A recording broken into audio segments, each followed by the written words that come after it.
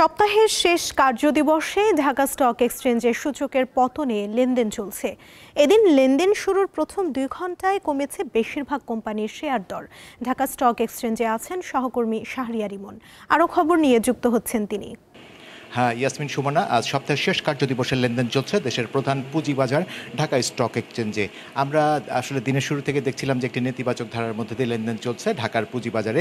আমরা একটু এখন দেখাই যে প্রথম 3 ঘন্টার পর বাজারের কী অবস্থা, সেক্ষেত্রে আমরা দেখছি যে ঢাকা স্টক এক্সচেঞ্জ ডিএসইএক্স সূচক, যেটি আপনার প্রধান সূচক, সেটি আমরা দেখছি 47 পয়েন্ট কমে মোট সূচক অবস্থান করছে 4939 পয়েন্টে। তার মানে হলো আপনার এখন কিন্তু সূচক আপনার 5000 পয়েন্টের নিচে নেমে গেছে, এরকম একটি অবস্থা বিরাজ করছে। আর যদি আমরা দেখি যে লেনদেন হওয়া শেয়ারের ক্ষেত্রে, সেখানে আমরা দেখছি আজ দাম বেড়েছে মাত্র 36টি কোম্পানি শেয়ারের, আর দাম কমার তালিকায় রয়েছে 315টি কোম্পানির শেয়ার, যদিও 36টি কোম্পানির দামের ক্ষেত্রে কোনো তারতম্য ঘটেনি। আর যদি আমরা লেনদেনের ভলিউমটির দিকে তাকাই, তাহলে আমরা সেখানে দেখছি যে আজ ঢাকার পুঁজিবাজারে লেনদেন হয়েছে 208 কোটি টাকার মতো। তো এই হলো বাজারের অবস্থা। বিনিয়োগকারীরা বলছেন যে বাজারে একটি নেতিবাচক অবস্থা বিরাজ করছে। সুমনা, আপনি জানেন যে গতকাল বাংলাদেশ ব্যাংক তারা একটি ব্রিফিং করেছে, এবং ব্রিফিং করে 5 ব্যাংকের ব্যাপারে তারা কিছু সিদ্ধান্ত নিয়েছেন। তারা বলছেন আজ থেকে নতুন প্রশাসক বসছে, এবং শেয়ার বাজারের যে শেয়ারগুলো, সেই ব্যাপারেও তারা বলছেন যে শেয়ার বাজারে সেই শেয়ারগুলো আপনার শূন্য হয়ে গেছে। তো এই বিষয়ে আসলে বিস্তারিত জানতে আমাদের সাথে এই মুহূর্তে যোগ দিচ্ছেন ঢাকা স্টক এক্সচেঞ্জের সাবেক সিনিয়র ভাইস প্রেসিডেন্ট জনাব আহমেদ রশিদ লালী। তার কাছ থেকে আমরা বাজারের বিস্তারিত জেনে আসব। জনাব আহমেদ রশিদ লালী, আপনাকে স্বাগত জানাচ্ছি দীপ্ত টিভির এই বিজনেস আয়োজনে। আপনার কাছে আমরা যেটি জানতে চাই যে বাজারে আমরা দেখছি যে একটি মন্দাবস্থা বিরাজ করছে, নেতিবাচক ধারা বজায় রয়েছে, এবং বিশেষ করে আমরা দেখছি যে সবচেয়ে বড় চিন্তার কথা যেটি, যে সূচক কিন্তু আপনার 5000 পয়েন্টের নিচে নেমে গেছে। কেন বাজারের এই অবস্থা? দেখেন, প্রথমত গতকালকে যে প্রেস কনফারেন্স করা হলো, গভর্নর সাহেব করলেন, সেখানে নাকি বলা হয়েছে, আজকে পত্রপত্রিকায় দেখলাম যে শেয়ার হোল্ডার যে 5টি ব্যাংক একীভূত হবে, সেখানে শেয়ার হোল্ডাররা কিছুই পাবে না। আমার কথা হলো যে শেয়ার হোল্ডাররা, আপনি একবার ধরেন কোম্পানি আইন, একবার ধরেন ব্যাংক কোম্পানি আইন, আপনি একটা আইন নিয়ে চলেন না। আপনি যেখানে বিনিয়োগকারীরা কিছু পাবে না, অ্যাজ পার কোম্পানি আইন হিসাবে আপনি বলে দিলেন যে বিনিয়োগকারীরা কিছুই পাবে না। এখন এই যে কোটি কোটি শেয়ার, একটা দুইটা তো শেয়ার না, এই বিনিয়োগকারীরা কোথায় যাবে? হ্যাঁ, যে হঠাৎ করে দেখেন, পুঁজিবাজার চলে একটা লং টার্ম একটা পলিসির উপরে। আপনি মাঝখানে এসে একটা পলিসি চেঞ্জ করে দিলেন, 5টা ব্যাংক একীভূত করে দিলেন, বিনিয়োগকারীরা কিছুই পাবে না, এইভাবে পুঁজিবাজার চলে না। সো আজকের বাজার যদি আমরা দেখি, তাহলে ওইটারই একটা প্রভাব পড়েছে, এবং বাজারে একটা প্যানিক সিচুয়েশন আমরা দেখতে পাচ্ছি। আনফর্চুনেটলি, যেটা আমি বারবার বলার চেষ্টা করছি, যে আপনারা Bangladesh bank, Dhaka stock exchange, SEC, NBR সবাই মিলে তখন তো প্রফিটও ঠিক ছিল, আপনারা বাংলাদেশ ব্যাংক দিয়েছেন যে ডিভিডেন্ড অ্যানাউন্স করতে পারো, তখন আপনারা কেন দেখেন নাই যে ন্যাফ কোথায় আর কি কোথায়?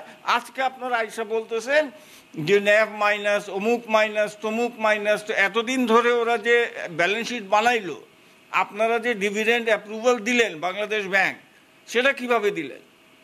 সো এই জিনিসগুলা আপনাদেরকে বাংলাদেশ পুঁজিবাজারের জন্য খুবই প্রয়োজনীয়। একটা হলো যে আপনারা একটা ডিসকাশন করেন, বৈশাখ ডিসকাশন করেন কিভাবে পুঁজিবাজারে বিনিয়োগকারীদেরকে বাঁচানো যায়। আপনারা বাঁচাচ্ছেন তো নাই, পুঁজিবাজারের জন্য কোনো কাজই করছেন না, বরং আরও বিনিয়োগকারীদের মারার ব্যবস্থা করছেন। এইভাবে পুঁজিবাজার চলতে পারে না। সেইটা সকল সরকারি ইনস্টিটিউশনস একসাথে বসে একটা ডিসকাশন করে তারপরে পুঁজিবাজারের জন্য একটা আপনারা সিদ্ধান্ত নেন। সেইটা যদি না হয়, তাহলে তো আল্লাহ ভরসা। এক্ষেত্রে আপনারা যারা ব্রোকারেজ হাউস আছেন বা ব্রোকারেজ মালিকরা আছেন, সেক্ষেত্রে আপনারা কি কোনো উদ্যোগ নিয়েছেন কিনা? দেখেন, বিষয়টা উদ্যোগ আমরা নিলে তো হবে না, উদ্যোগ নিতে হবে ডিসকাশনে। কে যায়? আমরা যাই না। ডিসকাশন করে ঢাকা স্টক এক্সচেঞ্জ, ডিবিএ এবং এসইসি। তো এসইসি যদি সিদ্ধান্ত না নেয়, ডিসকাশনে না যায়, আমাদের পক্ষে কিংবা ক্ষুদ্র বিনিয়োগকারীদের পক্ষে কে দাঁড়াবে? কেউ তো নাই। যদি এসইসি আর ঢাকা স্টক এক্সচেঞ্জ, ডিবিএ যদি কোনো সিদ্ধান্তে না আসে, তাহলে বিনিয়োগকারীদের কি হবে? এইটা তো শুধু এই 5টা ব্যাংক না, সামনে আরও 5টা 7টা ব্যাংক আসবে, তখন কি করবেন?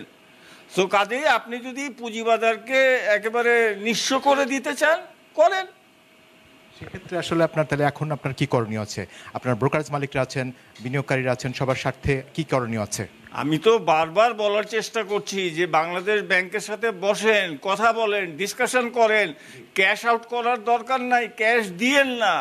অন্তত পক্ষে যে সকল বিনিয়োগকারী এই 5টি ব্যাংকের শেয়ার হোল্ড করেন উনাদেরকে আপনারা কিছু নতুন ব্যাংকের শেয়ার দিয়ে দেন, তাই তো হইল, যেটা ইন্ডিয়ান এক্সপিরিয়েন্স আমরা দেখেছি। তো সেই জিনিসটা না করে আপনারা ফাট করে বইলা দিলেন যে বিনিয়োগকারীরা কিছুই পাবে না, মানে কোম্পানি অ্যাক্ট 1994, ঠিক আছে।